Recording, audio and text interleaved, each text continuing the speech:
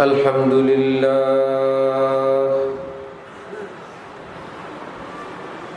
الحمد لله وكفى وسلام على عباده الذين اصطفى أما بعد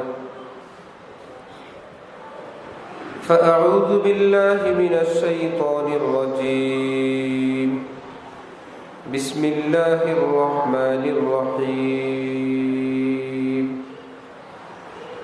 يا أيها الذين آمنوا اتقوا الله وكونوا مع الصادقين صدق الله مولانا العظيم وقال رسول الله صلى الله تعالى عليه وسلم من اتقى الله عز وجل سار آمنا في بلاده وقال رسول الله عليه وسلم من اتقى الله عز وجل سار آمنا في بلاده وقال رسول الله صلى الله تعالى عليه وسلم أكمل المؤمنين إيمانا أحسنهم خلقا أو كما قال النبي عليه الصلاة والسلام বাহিরে বাচ্চারা কথা বলে এদেরকে কেউ থামায় দেন। মুআজ্জাজ হাজিরিন, আমি আল্লাহ পাক রব্বুল আলামিনের পবিত্র কালামের এক অংশ বিশেষ তেলাওয়াত করলাম এবং হযরত রাসূল করিম সাল্লাল্লাহু আলাইহি ওয়াসাল্লামের দুইখানা হাদিস শরীফ পাঠ করলাম। আল্লাহ পাক আমাদের জীবনকে, জীবনের প্রতিটি বিষয়কে সুন্দর করার, আলোকিত করার তৌফিক দান করেন। এই পৃথিবীতে কোনো মানুষ পাপিষ্ট হয়ে আসে না। কোনো মানুষ, এমনকি কাফের, মুশরিক, ইহুদি খ্রিস্টানের সন্তানও কোনো পাপ নিয়ে পৃথিবীতে আসে না, কিন্তু পাপ নিয়ে পৃথিবী থেকে যায়। নিষ্পাপ হয়ে আসে, অনেকগুলো পাপ নিয়ে পৃথিবী থেকে যায়। आए थे किस काम को क्या कर चले, तोहमते चंद अपने सर पर धर चले, वहां से पर्चा भी न लाए साथ में, या से समझाने को दफ्तर ले चले। এই পৃথিবীতে আল্লাহ পাক কোনো কাজ, কোনো দায়িত্ব নিয়েই তো পাঠাইছিলেন। জীবনের গতি দেখলে মনে হয় যে আমার কাছে এমন কোনো কার্ড আছে, আমার কোনো হিসাব দিতে হবে না, ওই কার্ড দেখাইলেই চলবে। এমন কার্ড পৃথিবীর কারো কাছে ছিল না, কারো কাছে নাই। তাহলে একটা কাজ নিয়ে পৃথিবীতে আসছি, সেই কাজ কতটুকুন হলো, কতটুকুন হলো না, কে আমাকে পৃথিবীতে পাঠাইলেন, কে আমার এখানে থাকার বন্দোবস্ত করলেন, কে আমার খাদ্য খাবারের ব্যবস্থা করলেন, কে আমার কালো চোখে আলো দেন, কে আমাকে স্মৃতি শক্তি দিয়ে আমার ইজ্জত রক্ষা করেন, আমি চিনতে পারি ইনি আমার ভাই, ইনি আমার বাবা, এ আমার বোন হয়, এ পাশের জন আমার স্ত্রী হয়, আরেকজন আমার মা হয়। এই স্মৃতি পৃথিবীর কে দিলেন? যদি আল্লাহ না দিতেন, কিভাবে আমি চিনি এটা আমার ঘর, এইটা আমার বাড়ি, আমি এখানে ছিলাম, আমি আবার এখানেই ঘুরে আসতেছি, যদি না চিনতাম? কে আমাদেরকে অনুভূতি দেন যে এখন আমাকে বাথরুম, ওয়াশরুমে যাওয়া লাগবে, আমার সম্মানজনক নিরাপদ একটা জায়গা খোঁজা দরকার? যদি এই অনুভূতিটা না হইতো, খাবার খাই, কে ভিতরে নিয়ে আবার ফিল্টার করে একটাকে পেশাবের সঙ্গে আরেকটাকে পায়খানার সঙ্গে আমাদের পেট থেকে সহজে বের করে দেন, আবার সেই খাদ্য খাবার থেকে ক্যালোরি, ক্যালসিয়াম, ভিটামিনটাকে রেখে রেখে যেই অংশের জন্য, যে অঙ্গের জন্য যেটা দরকার, কে জায়গা মতো সাপ্লাই করে দেন? তিনি পারলেন, তিনি পাঠাইলেন। তিনি বডির স্ট্রাকচার ডিজাইনটাকে এমন ভাবে তৈরি করলেন, ডানে কাত হয় না, বামে হয় না, পিছনে পড়ে না, সামনে ঝুঁকলে রুকু করা যায়, একদম জমিনে সেজদাও করা যায়, পাটে পাটে পাটে পাটে ফুলডিং সুন্দরভাবে সেজদা, আবার উঠে দাঁড়ায় যাও একজন মানুষ, আবার বসে যাও আত্তাহিয়াতু, আবার রুকু, আবার মুনাজাতের ঢং। মুনাজাতের জন্য থলি লাগবে, বাটি লাগবে, দুই হাতের তালু একত্রে করে বাটির ব্যবস্থা করে দিলেন। মানুষের দেহ দেখলেই বোঝা যায় একে বানানোই হয়েছে ইবাদতের জন্য। সুবহানাল্লাহ, আর কিছুর জন্য না।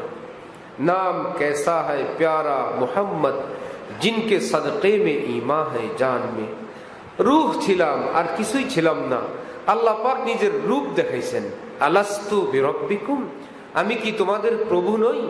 আমি কি তোমাদের রব না? আমরা সবাই বলছিলাম বালা। কে বলছে আপনি আমাদের রব না? আপনি আমাদের রব। আমাদের রব না, আপনি আমাদের রব। আপনাকে বড় ভালোবাসতে মন চায়, আপনাকে মোহাব্বত করতে মন চায়। আল্লাহ পাক বললেন কি দিয়ে ভালোবাসবে? ঠোঁট নাই, জিহ্বা নাই, কপাল নাই, হাত নাই, পা নাই, অন্তর নাই, ভালোবাসার নাই তো কিছু। বললেন ভালোবাসবা? হ্যাঁ, বড় ভালোবাসতে মন চায় আপনাকে। ভালোবাসার জন্য আল্লাহ পাক নাক দিলেন, কপাল দিলেন, হাঁটু দিলেন, পা দিলেন, সেজদা দিলেন, জিহ্বা দিলেন। এবার বললেন যাও দুনিয়াতে গিয়ে আমাকে ভালোবাসবা। ভালোবাসার মতন সব কিছু দিয়ে দিলাম, বডিটাকে সেইভাবে তৈরি করে দিলাম। আহা এশকে মাওলা কায় কামজলায় লাবুয়াত। হযরত জালালউদ্দিন রুমি রহমতুল্লাহি আলাইহি বলেন, মজনু প্রেমিক ছিল লায়লার, লায়লার মৃত্যু হয়ে গেছে। কেউ মজনুকে বলে না লায়লার কবর কোনটা। লায়লা বলল, মজনু বলল বলতে হবে না, আমি আমার লায়লাকে ভালোবাসি। শোকে বলে না, এই কবরের ভিতরে আমার লায়লা নাই। সবাই বাচ্চারা পিছনে পিছনে ঘুরে দেখি তো কি তামাশা। একটার পর একটা কবরের মাটি শুকতে শুকতে এক কবরের মাটি শুকে নিয়েই বলে আমি নিশ্চিত এই কবরের ভিতরে আমার লায়লা আছে। আল্লাহ, সবাই অবাক যে বলা হইল না কোনটা কবর। সে নির্ভুল ভাবে এভাবে নির্ণয় করলো, নির্ধারণ করলো, আসলেই তো লায়লা এই কবরে।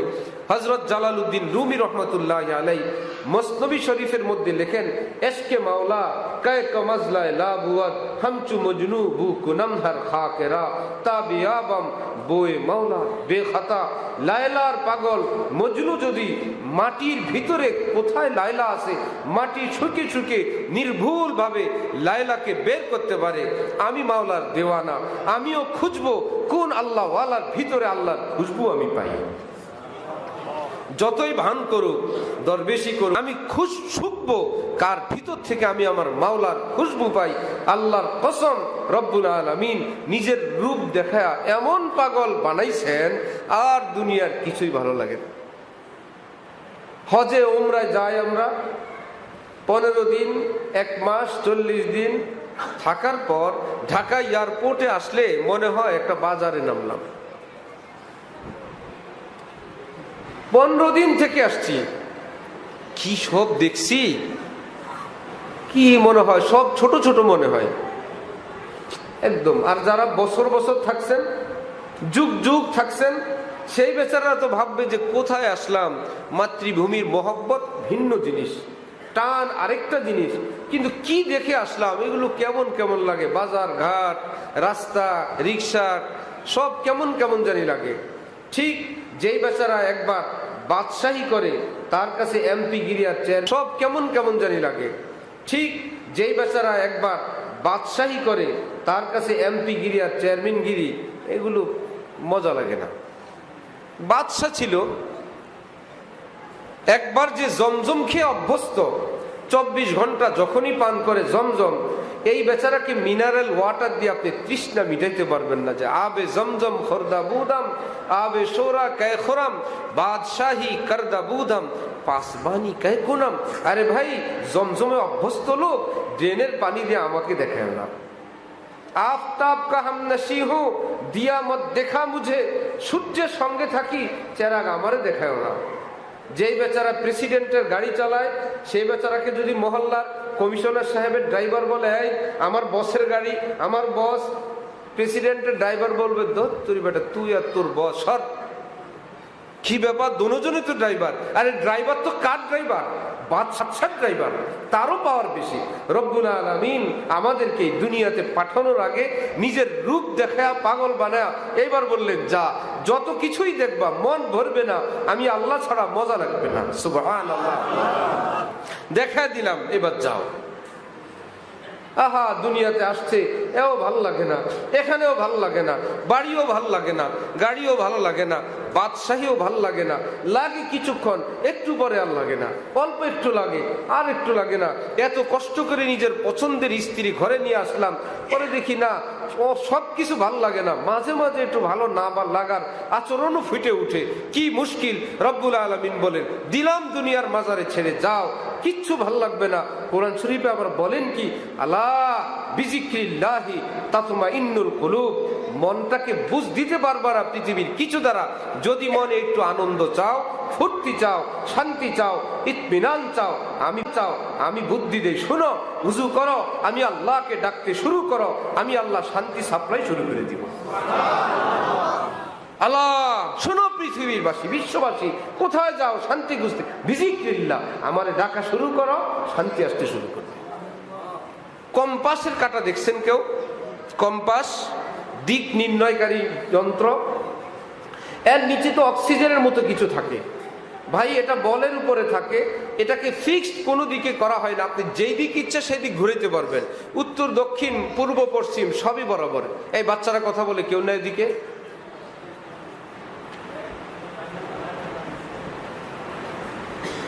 এই কম্পাসের কাঁটা তো চতুর্দিকে ঘোরানো যায়, এখন কেমনে ঠিক করব পূর্ব পশ্চিম? এটা তো ফিক্স না। আসল বিষয় হলো কম্পাসের কাঁটার মাথায় একটু ম্যাগনেট, একটু চুম্বক দেওয়া আছে, আর উত্তর দিকে হইল চুম্বকের কেন্দ্র মার্কাজ, চুম্বকের কেন্দ্র মার্কাজ পাহাড়। এই বেচারাকে আপনি যেই দিকেই ঘুরাবেন শুধু কাঁপাকাঁপি করবে, উত্তর দিকে ফিরলে থামবে, যেই দিক ফিরলে থামবে। আপনি রাত গভীর, আপনি উড়োজাহাজে, আপনি পানির জাহাজে, আপনি দূর দেশে, যেই দিকে কাঁটাটা ফিরে থামবে আপনি মনে করবেন এইটা যদি উত্তর হয়, বিপরীত দিক দক্ষিণ, তাহলে এই দিক পশ্চিম। এইভাবে কেবল ঠিক করতে হয়। এই বেচারা উত্তর বের করে কিভাবে? সামান্য একটু ম্যাগনেট তার কাঁটার মাথায় লাগানো, সে চতুর্দিকের মধ্যে যেই দিকে তার ম্যাগনেটের পাহাড়, এই ব্যতীত সে থামবে না, শুধু কাঁপে। আল্লাহ পাক বলেন, বান্দা তোর অন্তরেও আমি আল্লাহ আমার রূপ, আমার ভালোবাসার ম্যাগনেট লাগাই দিয়েছি, যা যেদিক যাবি শান্তি পাবি না, কাঁপবে আর কাঁপবে। দেখবি, অজু কর, আমার কাছে আস, দেখবি স্থির হয়ে যাবে। একবার পরীক্ষা করে দেখো না, স্থির। রোজা রাখলে তো কষ্ট, রোজা না রাখলে তো 3 বেলা খাওয়া যায়, এটা তো ঠিক, কিন্তু শান্তি কি রোজা না রাখলে? না রাখলে কষ্ট হয়, আবার শান্তি, হ্যাঁ কষ্টেও শান্তি। এই কথাটা কাফেরদেরকে বোঝানো যাবে না। তারা বলে, এই কি, কোন পাগল, খাইলে শান্তি? মুসলমান বলে, না, আল্লাহর হুকুম মানলে শান্তি। খায়া দেখেন রোজার দিন, সবাই বলবে আপনি রোজাদার, আপনিও বলবেন হ্যাঁ আমি রোজাদার, কিন্তু মনে শান্তি নেই। কেউ জানে না মহল্লার রোজা রাখে নাই, কিন্তু তার মনে শান্তি নেই। কি ঝামেলা! কেউ জানে না আজকে জুমার নামাজ পড়ে নাই, জুমার পরে সবার সঙ্গে খাইতে আসছে, দাওয়াত ছিল, সবাই জুমা থেকে আসছে, সে ঘর থেকে জুমার ড্রেস পরে আসছে। জিজ্ঞাসা করেন, ভাই ভাল লাগে? বলবে অন্তরে শান্তি নাই। রব্বুল আলামিন বলেন, এটা নিজাম, তোর দিলকে তৈরি করছি আমি এভাবে, আমারে ছাড়া তোর ভালো লাগবে না, আমারে ছাড়া তোর ভালো লাগবে না।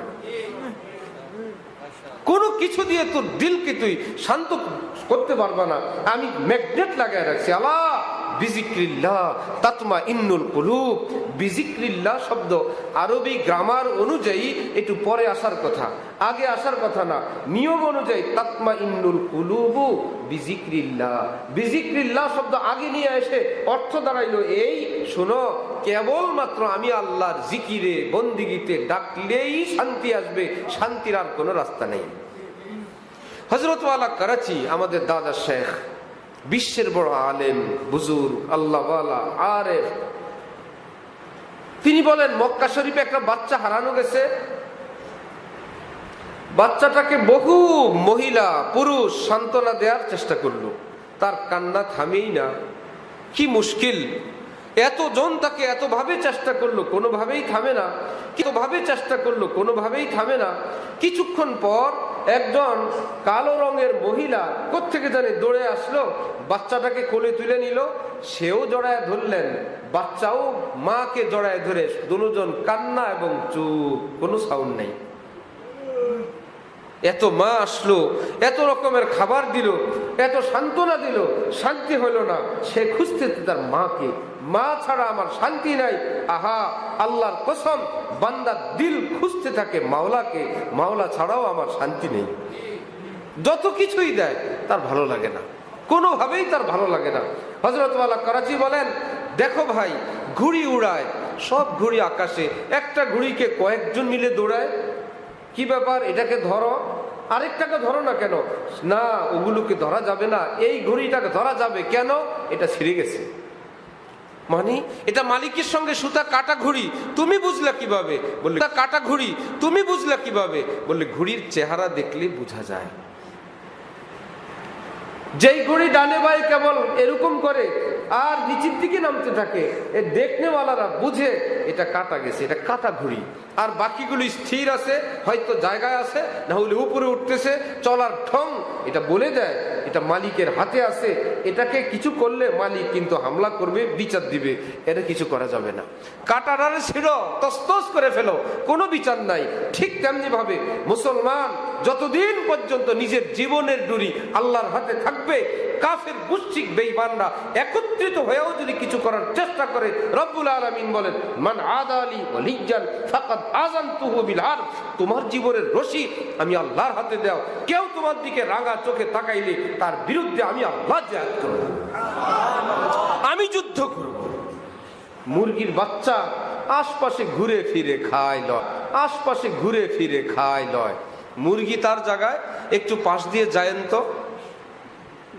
গেছিলেন, অভিজ্ঞতা আছে? শুধু একটু দূর দিয়ে গেছিলাম, কিছুই করি নাই, খোঁচাও দেই নাই, ধরতেও চাই নাই। বাচ্চারা দেখলো বিশাল কি জানি আসে, তারা যেই সাইজ, মানুষ দেখলে তাদের কাছে বিশাল না, বিশাল বড় একটা মানুষ আসতেছে।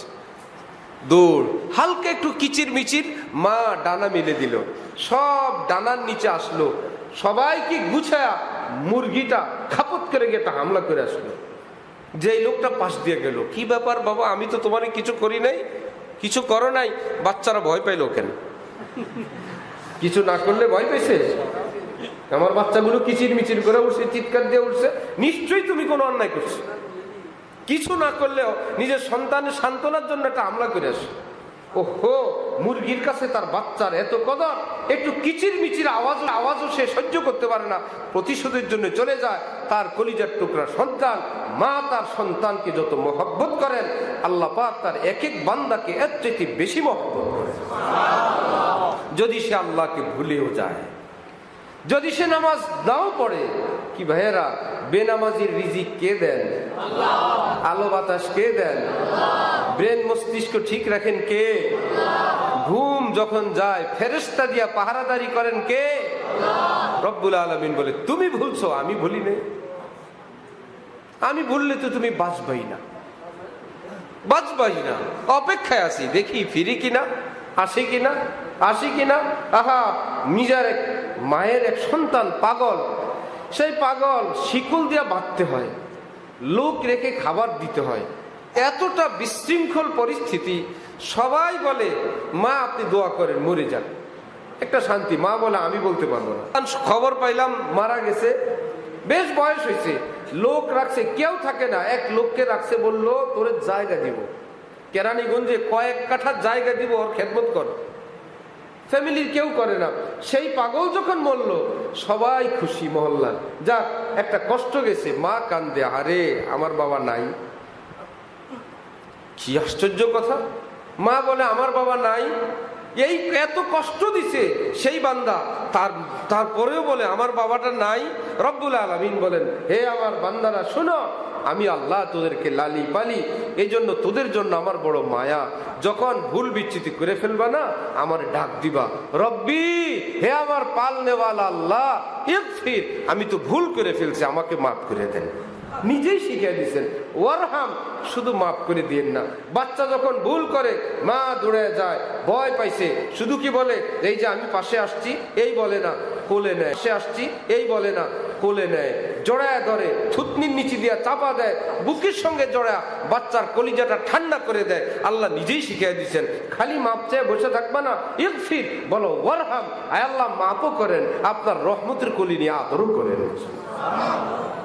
এ কি আশ্চর্য কথা!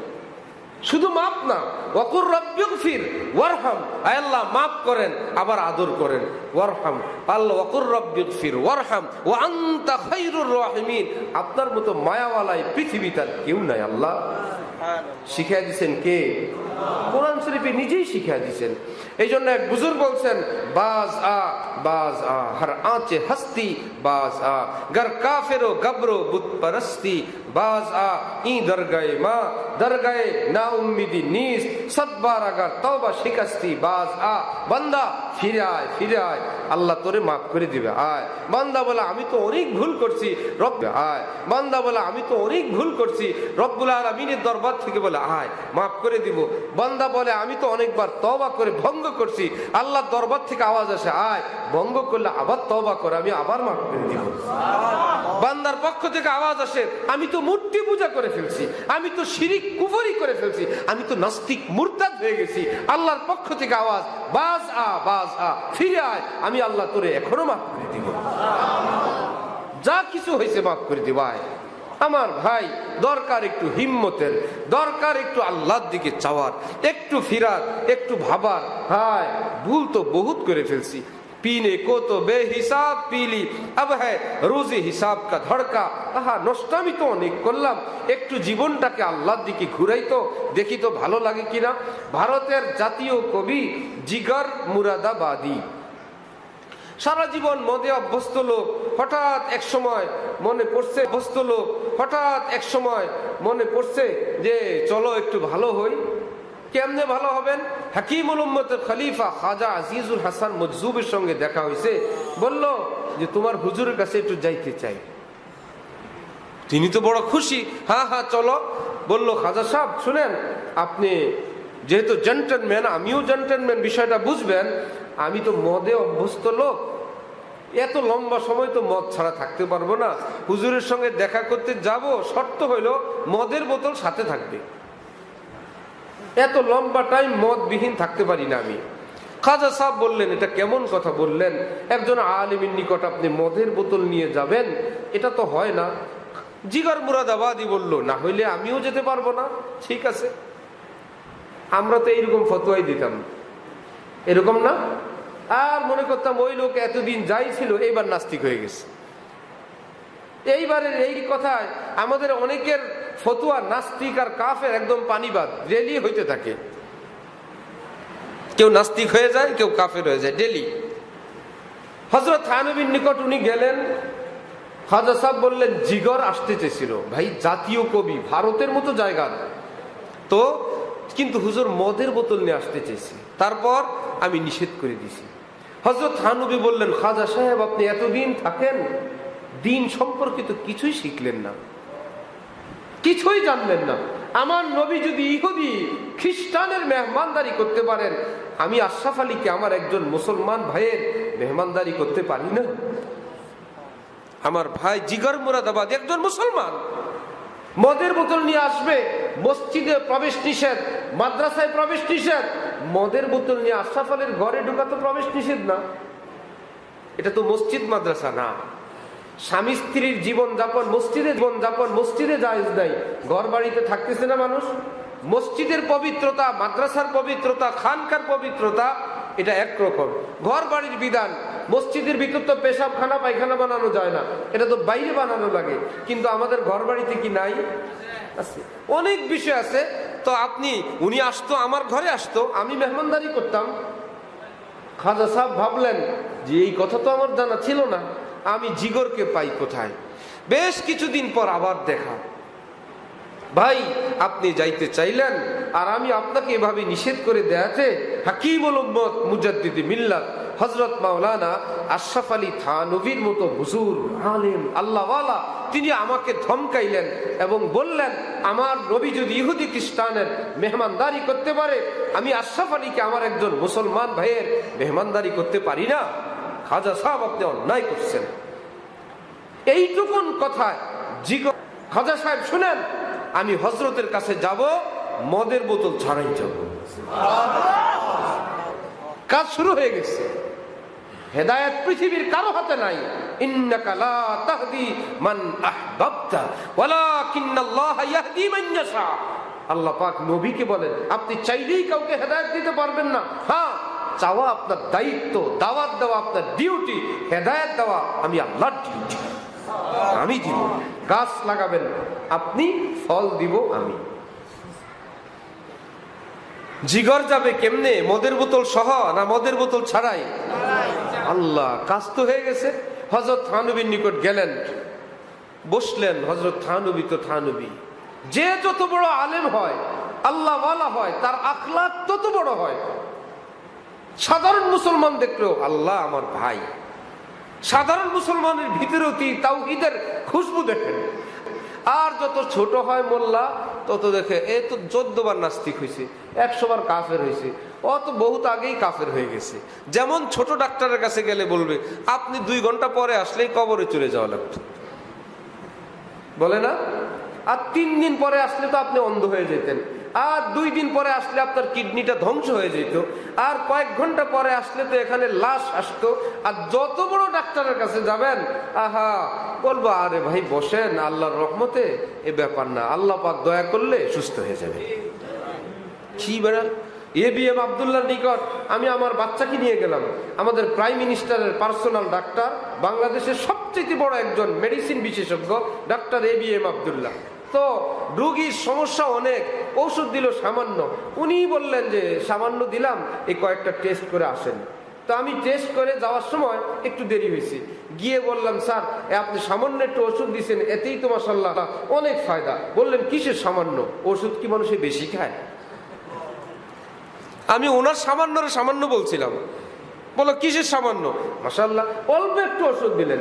আরেক রুগী নিয়ে গেলাম, ডাক্তার প্রাণগোপাল দত্ত, আল্লাহ এই ভাইকে মুসলমান হওয়ার তৌফিক দান করেন। কোনো বিজ্ঞ একজন পণ্ডিত, মস্ত বড় একজন ডাক্তার। আমি ওনাকে বারবার বলছি, আমি আপনার জন্য দোয়া করি। মুসলমান হওয়ার দোয়া তো বললে কষ্ট পাবেন। বললাম, দোয়া করি আল্লাহ আপনার দুনিয়া আখেরাতে আপনাকে সুখী বানান। ওটার ভিতরে মেডিসিন আছে না? আছে না? আছে। বুঝ করে দিতে হবে তো রুগী অনুযায়ী। 3 জায়গার রুগী, ডাক্তার বলল অপারেশন লাগবে। ওনার কাছে গেলাম রুগী নিয়ে। উনি তখন পিরিটন ঔষধ 2 টাকা পাতা, বললেন 3 মাস খাবে। ট্যাবলেটের 1 পাতা 2 টাকা, 3 মাস খাবে। সেই 3 মাস ওষুধ খাওয়ার পর আজকে 15-16 বছর ওই রুগীর অপারেশনও লাগলো না। পাতা বললেন 3 মাস খাবে। ট্যাবলেটের 1 পাতা 2 টাকা, 3 মাস খাবে। সেই 3 মাস ওষুধ খাওয়ার পর আজকে 15-16 বছর ওই রোগীর অপারেশনও লাগলো না। ওই রোগের জন্য আর আলাদা ডাক্তারের কাছেও যাওয়া লাগলো না। ডাক্তার বড়, চিকিৎসা সহজ। আলেম বড়, চিকিৎসা সহজ।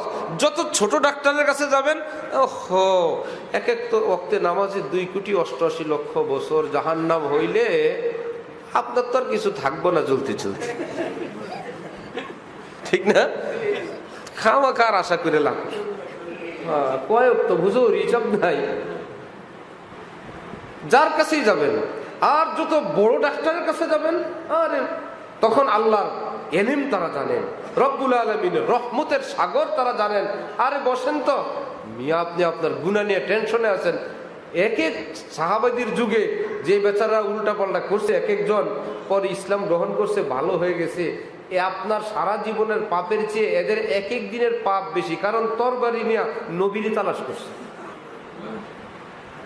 তরবারি নিয়ে খুন করার জন্য তালাশ করছে। কারে খুন করবে? নবীরে। ওই এক এক মুহূর্তের অপরাধী তো কত বড়, আল্লাহ সেগুলোর মাফ করেন নাই, সাহাবী বানাই দিয়েছে। এদের নাম নিলে এখন বলতে হয় রাদিয়াল্লাহু আনহুম ওয়া রাযু আন। আল্লাহও রাজি, তারাও রাজি। আল্লাহও খুশি, তারাও খুশি। হাকিমুল উম্মতের কাছে গেলে বড় মেহমানদারি। আচ্ছা, সেই বেচারার দিল আরো বড় হইল। বললেন, হযরত দোয়া চাই, আল্লাহ যেন হজ করার তৌফিক দান করেন। আরে পাগল এখন হজও করতে চায়। সব মুসলমানের অন্তরে কাবার মহব্বত আছে, সমস্ত মুসলমানের অন্তরে নবীজির রওজায়ে পাকের মহব্বত আছে। এটা কুদরতি ভাবে, এটা জন্মগত ভাবে। একটু ঢং করে, একটু জোরে, একটু যদি একা একা ভাবে চোখে পানি রাখতে পারেন, আল্লাহ আমিও দেখতে পারবো কাবা। কাবা सुनते हैं कि काबा घर है बड़े दाता का रियाज, जिंदगी है तो फकीरों का भी फेरा होगा। আমার মাওলার নাকি একটা ঘর আছে দুনিয়াতে। আমার ছোট বাচ্চা সে শুনে কাবা আল্লাহর ঘর, সে বলে টোক্কা দিলে আল্লাহ বাইর হবেন? বড় মুশকিল। আল্লাহর ঘর শুনছে, এখন সে বলে টোক্কা দিলে কি আল্লাহরে দেখবো? বললাম আল্লাহ তো থাকেন না এখানে, তো আল্লাহ কই থাকেন? আল্লাহ আল্লাহর আরশে থাকেন, তো কেমনে দেখবো আল্লাহরে? বড় মুশকিল। বললাম জান্নাতে গেলে আল্লাহরে দেখবো। বলে তাহলে নবীজির রওজায় গিয়ে টোক্কা দিলে নবীজিরে দেখা যাবে? ছোট মানুষ টোক্কা দিলে। বললাম নবীজির টোক্কা দেওয়া লাগে না, নবীজিকে সালাম দিলে নবীজি শুনেন এবং উম্মতের সালামের তিনি উত্তর দান করেন। ওয়ালাইকুম সালাম ইয়া উম্মতি, আমার উম্মত তুমি আমার কাছে চলে আসছো। জিগার মুরাদাবাদী বলল, হযরত দোয়া চাই আল্লাহ পাক যেন আল্লাহর ঘরের হজ নসিব করেন। আচ্ছা, হযরত থানিবু বলেন ইনশাআল্লাহ ও জায়গা, আল্লাহ পাক তৌফিক দিবেন। বললেন হযরত দোয়া চাই আল্লাহ যেন দাড়ি রাখার তৌফিক দেয়। হাজি ভাই কার মুখে কিসের কথা? হযরত বলেন ইনশাআল্লাহ ইয়ে ভি হো জায়েগা। হযরত দোয়া চাই আল্লাহ যেন ঈমানের সাথে মৃত্যু দান করেন। আরে ভাই আল্লাহ যখন এইদিকে আনছে বুঝতে হবে কদম ইয়ে খুদ নেহি উঠতে উঠায়ে যাতে হ্যাঁ। কেউ আল্লাহর ঘরে আসে না, আল্লাহ আগে নিজের প্রেম ভালোবাসা ভিতরে দেন, দিয়ে তারে পাগল বানায় মসজিদে নিয়ে আসেন। তুমি আসো নাই, তোমাকে আনা হয়েছে। ইয়ে ভি হো জায়েগা। এইবার দাড়ি রাখছেন, দোয়া দায়ী নিয়ে গেলেন। অনেক আগের ছন্দ, ওনার নিজের লেখা, জিগরের নিজের আয়না দেখে দাড়ি উঠছে একটু একটু। এখন নিজের লেখা কবিতা নিজেই পড়ে। চলো দেখ আয়ে তামাশা জিগর কা সুনা হয় ও কা। মুসলমান মুসলমান লাগে, মদ বন্ধ, মদ টদার খায় না। মুশকিল। কয়েকদিন পরে অসুস্থ হয়ে গেছে। জাতীয় কবি অসুস্থ, ভারতের ডাক্তারদের বোর্ড বসছে, সর্বসম্মতিক্রমে সিদ্ধান্ত হইল মদে অভ্যস্ত লোক, দীর্ঘকাল এভাবে জীবন কাটছে, হঠাৎ ব্রেক দেওয়াতে তিনি এভাবে অসুস্থ হয়ে পড়ছেন। বাঁচতে হইলে এই কয়দিন এভাবেই চলবে, মদ খাইয়াই বাঁচা লাগবে। কারণ জীবনের গতিটাই এরকম হয়ে গেছে। দেখবেন গাড়িতে চললে যখন চলন্ত অবস্থায় গাড়ির আওয়াজ, মোটর, ইঞ্জিন, ঝাঁকি, কারো যদি ওই ঝাঁকি ইঞ্জিনের মধ্যে ঘুম আসে, থামলে ঘুম একটু বেশি আসার কথা না? থামলে ঘুম ভেঙে যায়। আরে বাবা এখন তো আরো ভালো করে ঘুম আসবে না, ঘুমটা ওই গতির সঙ্গে মিলে গেছে, ঝাঁকি খাবে, আওয়াজ হবে, ঘুম অভ্যস্ত হয়ে গেছে। ইঞ্জিন মোটরের আওয়াজ এরকম গতির সঙ্গে, থামলে ঘুম ভেঙে যায়। এখন ওনারও জীবন উল্টাটাই হয়ে গেছে, থামাতে এখন অসুস্থ হয়ে গেছে। ওনাকে বলা হইলো বাঁচতে হইলে মদ পান করতে হবে। আজীব কথা, তওবা করলাম আবার মদ। উনি অসুস্থ অবস্থায় শুয়ে শুয়ে বলতেছেন, আগার मैं पीता रहूंगा कब तक जीता रहूंगा। ডাক্তাররা আবার যদি বোতল টানতে শুরু করি কতদিন বাঁচবো? বললেন তার তো কোনো গ্যারান্টি নাই, বাঁচতে পারেন 2-4 মাস 6 মাস, শরীরের কন্ডিশন যা। বললেন না, আমি তো আর বাঁচতে চাই না, মদের বোতল মুখে নিয়ে আর বাঁচতে চাই না। মরলে এখন মরবো, ছাড়ছি তো ছাড়ছি, অপরাধের জগতে আর যাব না। আমি আল্লাহকে খুশি করে এখন মরতে রাজি, মদ খায়া বাঁচতে রাজি নেই। আশ্চর্য কথা।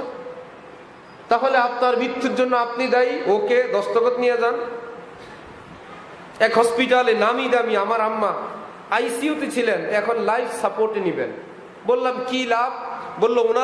বললাম কি লাভ? বললো ওনার যে পরিস্থিতি, লাইফ সাপোর্টে না নিলে আমরা ওনার কোনো গ্যারান্টি দিতে পারতেছি না। বললাম লাইফ সাপোর্ট নিলে গ্যারান্টি আছে? নাই। তো লাভ হইলো কি? বাইরেও গ্যারান্টি নাই, ভিতরেও গ্যারান্টি নাই।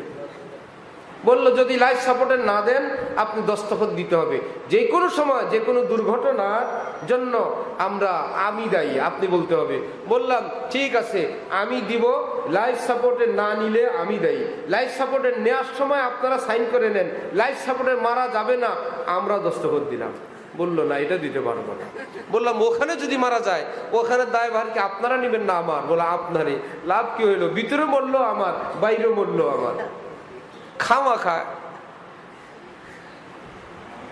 দিলাম না লাইফ সাপোর্টে, পরামর্শ করে আল্লাহ বাঁচাইছেন, এখন সুস্থ আছেন, দাওয়াত সাওয়াত খায়, আত্মীয় স্বজনের বাড়িতে, বোনদের বাড়িতে বেড়াইতে যায়, পুরা সুস্থ মাশাআল্লাহ, পুরা সুস্থ মাশাআল্লাহ।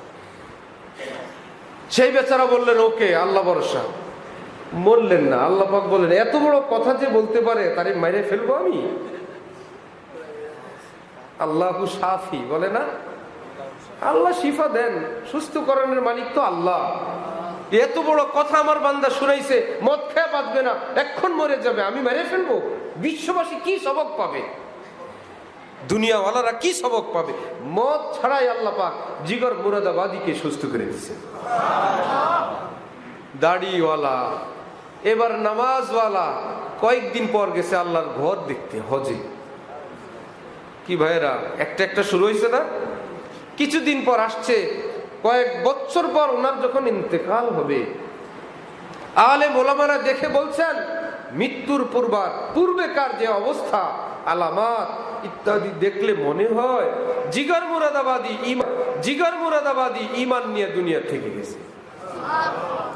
সারা জীবন যার মত, সেই বেচারা আহা ঈমান নিয়ে দুনিয়া থেকে যাইতে পারলে, আমার ভাইয়েরা যে যত বড় ভুলের মধ্যে আছি, আল্লাহর কসম, আমি আল্লাহর ঘর মসজিদে বলছি, আমার আপনার গুনাহ যত বড়, সারা পৃথিবীর মানুষের গুনাহ একত্রিত করার পর আল্লাহর রহমতের সাগরের সামনে এক ফোঁটার বরাবর না।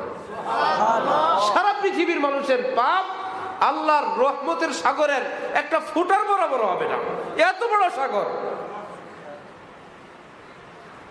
হযরত মাওলানা রশিদ আহমদ গঙ্গুহি ভারতবর্ষের সেরা আলেম, বস্তু বড় প্রসিদ্ধ। এই ওনার জগতে, ওনার জীবদ্দশায় পৃথিবীতে ওনার চেয়ে বড় আলেম ছিল না। নাম কি? রশিদ আহমদ গঙ্গুহি, দেওবন্দের মুরব্বী আলেম। রশিদ আহমদ গঙ্গুহি দেওবন্দের মুরব্বী আলেম, দারুল উলুম দেওবন্দের।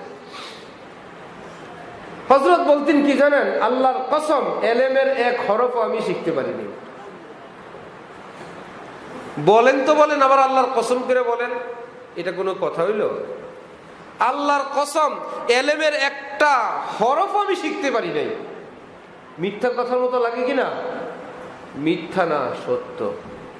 কেমনে শুনেন। এক বেচারা গ্রামের লোক, কৃষক,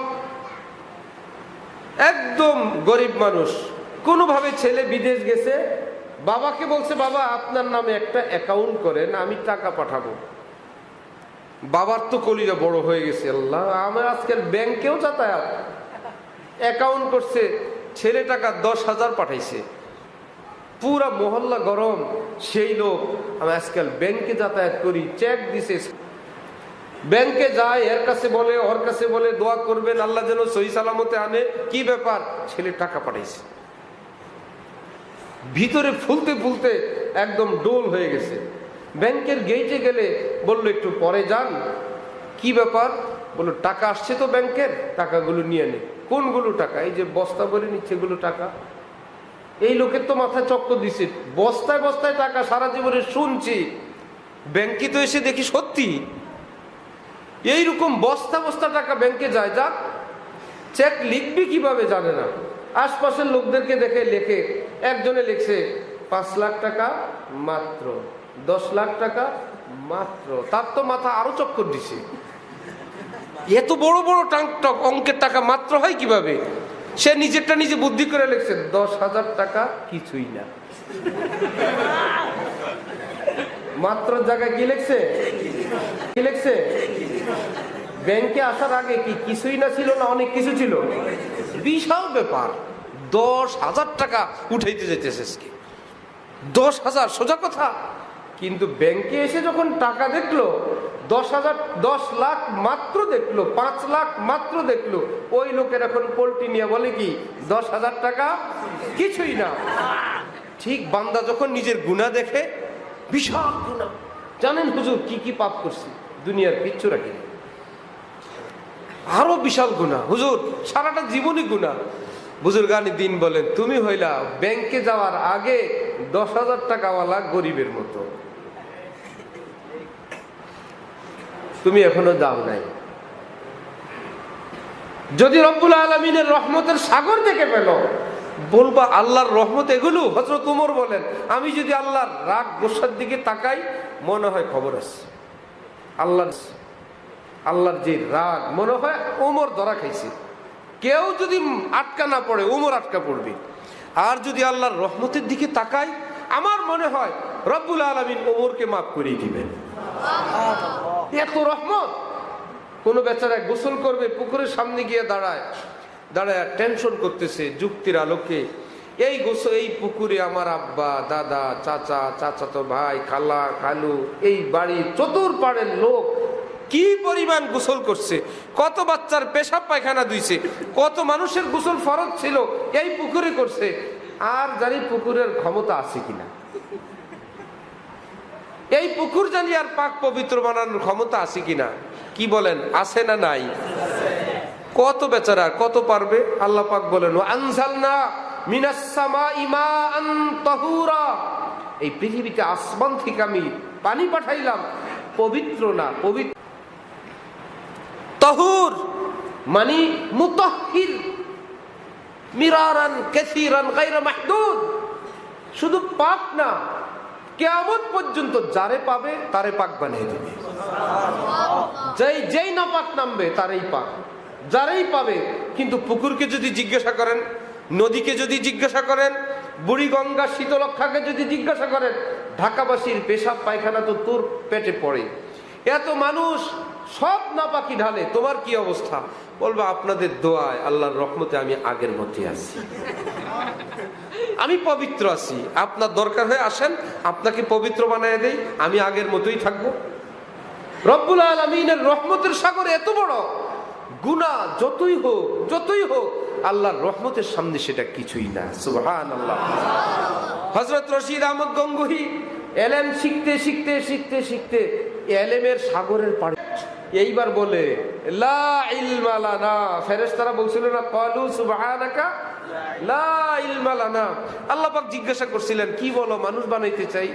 বললো এগুলো ফাসাদ করবে, মারামারি কাটাকাটি করবে। নাহনু নুসাব্বিহু বিহামদিকা ওয়া নুকদ্দিসু লাক, আমরা তসবিহ যা লাগে আমরা পাঠ করে দিই। আল্লাহ কি লাগবে আপনার? তসবিহ লাগবে, সেজদা লাগবে, আমরা করি। এই মানুষ বানাবেন? আল্লাহ পাক দেখলেন যে জিজ্ঞাসা করলে তো তাদের জিহ্বা বড় হয়ে গেছে, নিজের সিনিয়র সম্পর্কে মতামত দিতে গিয়া এরা সীমা লঙ্ঘন করে ফেলতেছে। তোমরা ফেরেশতা হইতে পারো, কিন্তু আদম জাতি মানব জাতির চেয়ে সম্মান বেশি না, তাদের সম্মান মর্যাদা তোমাদের চেয়েও বেশি। আল্লাহ একদম থামায় দিলে, চুপ, একটা কথা বলবে না, মানব জাতি সম্পর্কে তোমাদের সীমা লঙ্ঘন। আল্লাহ ধমকের চোটে ফেরেশতারা বলল, ক্বালু সুবহানা লা ইলমা লানা, আল্লাহনা লা ইলমা লানা। আল্লাহ আপনি পাক পবিত্র, এলেম কালাম নাই তো বলতে গিয়ে বেশি বলে ফেলছে। লা ইলমা লানা, কিচ্ছু নাই এলেম টেলেম। আল্লাহ পাক বলবেন, এত কিছু শিখাইলাম, আবার এখন বলো লা ইলমা লানা, কোনো এলেম নাই, আবার ধমক খাবেন না আলাদা? সাথে সাথে আবার সেটার জবাব দিছেন, ইল্লা মা আল্লামতানা, আপনি যা শিখাইছেন এটা আছে, ওটা বলি নেই। 6 উসুল ঠিক আছে, আর বাইরে যেটা করছে ওটা ভুল। 6 উসুল পর্যন্ত বয়ান করতে বলছে, বেশিটা বললি কেন? না আর বলবো না জীবনে, 6 পর্যন্ত বলবা, তবলিগ করবা 6 বলবা, যে আলেম না 6-এর ভিতর থাকবা।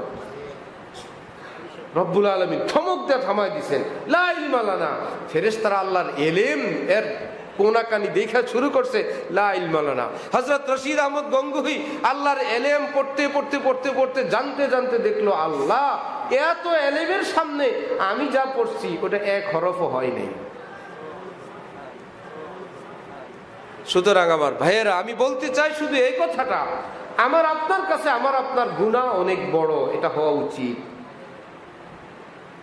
নিজের জায়গায় এটা বড়, আমি বড় পাপিষ্ঠ, এটা ভাবা উচিত। কিন্তু সঙ্গে সঙ্গে এই কথাও ভাবা, আল্লাহর রহমতের সামনে এটা কিছুই না, এটাও ভাবা উচিত। এই দুইটা মিলে ঈমান। কারণ যদি বলি এত বড় গুনাহ করে ফেলছি আর তওবা করে কি হবে, হাতির কানের কাছে এসে একটা মাসি বলে, জনাব মাফ করে দিবেন, কি আপনার পিঠের উপরে কিছুক্ষণ বসছিলাম, আমার ওজনে জানি আপনার কত কষ্ট হয়েছে। হাতি বলবে যে কখন আসছো, কখন বসছো, আমি তো কিছুই জানি না, আমার তো এত টেরও পাই নাই। রব্বুল আলামিনের কাছে কেউ যদি বলে, আল্লাহ আমার এতগুলো গুনাহ আপনি কি মাফ করতে পারবেন? কষ্ট হয়ে যাবে আল্লাহ? কি আল্লাহর কষ্ট হয়ে যাবে? রব্বুল আলামিন বলে, আমারে আর কি দেখবা, তোর বাড়ির পুকুর দেখ, তোদের বুড়ি গঙ্গা দেখ, বঙ্গোপসাগর দেখ, সারা পৃথিবীর পানিগুলো দেখ, এদের কি দিয়েই তো রহমত বুঝতে পারো, আয় আমি আল্লাহ তোরে এক্ষুনি পবিত্র বানিয়ে দেব। এই জন্য আমার ভাই, আল্লাহ আমাদেরকে সেখান থেকে ওয়াদা করে পাঠাইছেন এই দুনিয়াতে যে যাবা বাজার সে গুজরা হুঁ, খরিদার নেই হো, ট্রানজিটে আসি, দুবাই নামছি, দুবাই থাকতে আসি নাই, আরেক দেশে যাব। জান্নাত থেকে আসছি দুনিয়ায়, আবার জান্নাতে যাব। তাহলে দুনিয়াটা কি স্থায়ী ঠিকানা না ট্রানজিট? মধ্যখানের কিছুদিন, অল্প অল্প কিছুদিন ছিলাম জান্নাতে, আবার যাব কোথায়? ইনশাল্লাহ আবার জান্নাতে। কিন্তু যদি ডান বাম করেন, ট্রানজিটে থেকে যাবেন। এইবারে কিছুদিন আগে আমাদের হযরতওয়ালা সহ উমরা আসতেছি আমরা, অনেক সাথী এয়ারপোর্টে, এক বেচারা যাওয়ার সময় শুরু টাকা ভাঙ্গা, অনেক ধনী মানুষ, ছেলে মেয়ে হয় নাই, স্বামী স্ত্রী দুইজন গেছে, এয়ারপোর্ট থেকে টাকা উড়ান শুরু খাইছে, কিনছে, যা কত বস্তা হয়েছে এই সাথীর নামে এক ব্যাগ, এর নামে শেষমেশ 18 কেজি আরো বেশি। শেষ এয়ারপোর্টে আইসে আমি ভাগযোগ করে কোনো রকম বাঁচাইলাম। বুকিং দেওয়া শেষ, বিমান ছাড়বে, শুনছে টিকিট করলে আর বোর্ডিং পাস পাইলে আর চিন্তা নেই। আমিও তো শুনছি বোর্ডিং পাস পাইলে এয়ারপোর্টের ভিতরে ঢুকলে এরে ছাড়া বিমান আর ছাড়বে না, আমরাও ছোটবেলায় শুনছি। কিন্তু এইবার একটা ব্যতিক্রম ঘটনা দেখলাম, এই বেচারা আল বাইক খেতে গেছে, টিকিট হাতি নিয়ে, বোর্ডিং পাস হাতি নিয়ে এয়ারপোর্ট জিদ্দা আল বাইক খেতে গেছে। সব মানুষ উঠে গেছে, আমরা উঠছি, বিমানের ইয়ার সঙ্গে ছিল, বন্ধ করে এবার হাঁটাহাঁটি শুরু করছে, অনেকক্ষণ দেরি করলো। পরে জানতে পারলাম আমাদের কাফেলার 2 জন লোক স্বামী স্ত্রী রয়ে গেছে, এদেরকে খুঁজে পায় নাই। ওই বিমান মাঠের মধ্যে এইবার দেখি গ্লাসে দেওয়া দুজন দাঁড়ায় রয়েছে। আরে বাবা মুশকিল, এদের ব্যাগ বুকু তো ভিতরে। আমি সাথীদেরকে বললাম ফোন করেন, ওনার টোকেন নাম্বারটা মেসেজ করে পাঠাইতে বলেন। এদেরকে বললাম ফোন করেন, ওনার টোকেন নাম্বারটা মেসেজ করে পাঠাইতে বলেন। ঢাকা আসলে কমপক্ষে টোকেন দেখে আমরা ব্যাগটা উদ্ধার করতে পারবো, একটু পরে তো মোবাইলও বন্ধ হয়ে যাবে।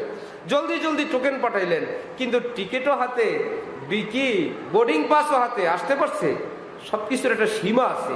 ওই সময় আলবাইক খাওয়াটা উচিত হয় নাই। ট্রানজিটে এসে যেই বেচারা আলবাইক খেতে বসবেন, জান্নাতের জাহাজ চলে যাবে, জাহান্নামে যাওয়া লাগবে।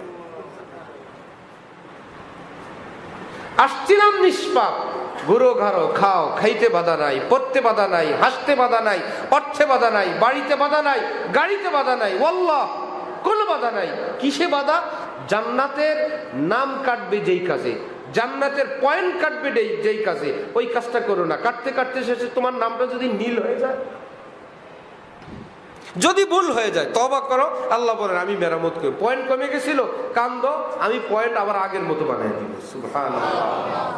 1000 নাই, 80, 90 নাই, 1000 ভুল হোক, তোমার আমল নামায় একদম হাজার পৃষ্ঠা গুনায় ভরে গেছে, তওবা করো, আমি আল্লাহ সব সাদা বানিয়ে দিব। কিন্তু খাতা তো রয়েছে, পৃষ্ঠা সাদা। কি ভাই, আমল নামা আছে না, লেখাগুলো সাদা। চায়নার এক ধরনের কলম বের হয়েছে, এক পাশ দিয়ে লিখবেন লেখা উঠবে, আর এক পাশে একটা কেমিক্যাল দিয়ে মুছবেন, লেখা সাদা হয়ে যায়, পৃষ্ঠা আবার সাদা। কিয়ামতের দিন যদি ফেরেশতা বললেন যে আল্লাহ আমার কাছে একটা ভলিউম আছে, খোলো, ফেরেশতা খুলে দেখলো, কিরে ভলিউমের লেখা গেল কই? বলবো ও লিখছিলাম, আল্লাহ মনে হয় মাফ করে দিছি। আল্লাহ বললেন না তো, এটা আমার বান্দার অপমান। ফেরেশতা এরকম ভাবে তাকাবে, হ্যাঁ ছোটকালে শয়তানা ছিল, বুড়াকালে হজ করে ভালো হয়ে গেছে। বড় মুশকিল। নাতি যদি দাদারে জিজ্ঞাসা করে, দাদা তুমি নাকি ছোটকালে প্রেম করছিলা, মানিজ্য থাকে বলেন তো? দাদা তুমি নাকি অমুক জায়গা বিয়ে করতে গিয়ে মাইর খাইছি, দাদা তুমি নাকি অমুক জায়গা বিয়ে করতে গিয়ে মাইর খাইছিলা। অসম্মান না? জান্নাতি একজন মানুষ জান্নাতে রওনা হয়েছে, একজনে বলে শুনেন জান্নাতে তো যান, উল্টা পাল্টা নাকি করছিলেন। অসম্মান না? আল্লাহ বলেন আমি কোনো স্মৃতি রাখবো না, কোনো মেমোরিতে কিছু থাকবে না। 1 নম্বরে আমল নামা সাদা, 2 নম্বরে ফেরেশতা রেডি হয়ে রাখছিল, ওর মেমোরি থেকে ডিলেট। 3 নম্বরে যে অঙ্গ গুনাহ করছিল সে অঙ্গ তার উপর খেপা, কিয়ামতে যায় আল্লাহর কাছে বলে দিব। আল্লাহ বলে দিলাম ওরে ভুলাইয়া। যে জমিনে গুনাহ করছিল জমিন বলে করব নালিশ তোমার নামে, আল্লাহ বলেন ভুলাইয়া দিলাম জমিনকেও। কোনো স্মৃতি রাখবো না আমার বান্দার, কিন্তু একটা স্মৃতি, আমল নামার খাতাগুলো সাদা। এইটা প্রমাণ করে কিছু ছিল, আল্লাহ বলেন এটা তো অপমান, আমি কিচ্ছু রাখবো না। ওই পৃষ্ঠাগুলোর মধ্যে চুপ চুপ আমি আল্লাহ নেকি দ্বারা ভরপুর করে রাখবো। আমি রহমান, আমি রহিম। আল্লাহ আমাদেরকে আল্লাহর দিকে ফিরার তৌফিক দান করেন। আমার ভাইয়ের, আমরা দুনিয়াতে আসছি দুনিয়াদারি করার জন্য না ইবাদত করার জন্য?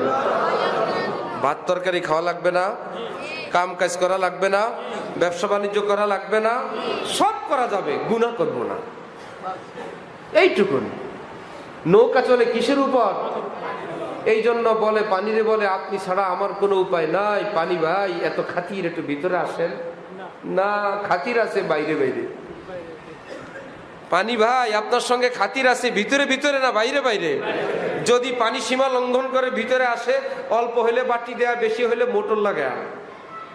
শিপে জাহাজে কি বাটি দেয়া বালতি দেয়া পানি সরায়? পরে সরানোর জন্য আলাদা মোটর রাখে। খাতির আছে ভিতরে জায়গা নেই। দুনিয়া খাতির আছে ভিতরে জায়গা নেই। চলি তোকে দিয়া, খাই তোকে দিয়া, পরি তোকে দিয়া, ভিতরে আসবা না। এটা আমার আল্লাহর ঘর, এটা আমি আল্লাহর মহব্বতের ফুল বাগানের চাষ করি। আমি আমার মাওলাকে ভালোবাসি। কোনো পাপের জায়গা আমার ঘরে নাই। প্রকাশ্যে কোনো ছবি নাই, পায়জামা প্যান্ট পুরুষ মানুষের টাকনুর নিচে নাই, চেহারা নবীর বাগান, এখানে হাত দেওয়া দেই নাই, মা বোনদের অশ্লীল চাল চলন নাই, টেবিল চেয়ারে খাওয়ান নাই, দস্তরখান বিছিয়ে খাই। আর নবী যেভাবে খেতেন, 2 হাত ধুই আগে, খাবার পরে 2 হাত ধুই, খাবার শুরুতে বিসমিল্লাহ বলি, খাবারের মাঝে মাঝে আলহামদুলিল্লাহ বলি, খাবারের পরে শুকরিয়া আদায় করি। আল্লাহর কসম, সনের ঘরও যদি হয় এই পৃথিবীর অট্টালিকার চেয়ে অনেক দামি ঘর। এটা দুনিয়ার জান্নাত। নেককার সন্তান, নেককার বাবা, নেককার স্বামী, নেককার স্ত্রী একে অপরকে সম্মান করে, শ্রদ্ধা করে, উপকার করে। স্বামী ইজ্জত করে স্ত্রীকে, স্ত্রী সম্মান করে স্বামীকে, একে অপরের কাজ আগায় দেয়। স্বামী উজু করতে গেলে বিবি যায় নামাজ আগায় দেয়। আবার স্ত্রী উজু করতে গেছে, স্বামী জানে আজকে নামাজের টাইম কম, যায় নামাজটা আমি বিছিয়ে দেয়, আমি বিছিয়ে দেয়। বেচারি উজু করে আসলেন, ওহো একটা কাজ আগায় রাখছে আমার স্বামী, যায় নামাজটা বিছিয়ে রাখছে। হাজার হাজার তাবিজ, স্বামী স্ত্রী ভালোবাসার মহব্বতে ওই তাবিজের চেয়ে একবার নামাজের যায় নামাজ বিছিয়ে দেন, পাওয়ার বেশি, কাজ বেশি লাগবে। উজু করতে গেছে গামছা তাওলি আগায় দেন, কাজ বেশি লাগবে। বাসার কাপড় চোপড়টা ভাঁজ করে দেন, কাজ বেশি লাগবে। বিছানা গুছান, কাজ বেশি লাগবে। মশারি টানান কিংবা মশারি খুলে ফেলেন, বাচ্চাকে গোসল করায় দেন, শুধু কাজ বেশি হবে না। প্রত্যেকটা আমল সুন্নত, প্রত্যেকটা আমল কি সুন্নত। আজকে মুসলমান তাবিজ বুঝে, মারামারি বুঝে, ঘুরতে যাওয়া বুঝে, কিন্তু ঝগড়াও বুঝে।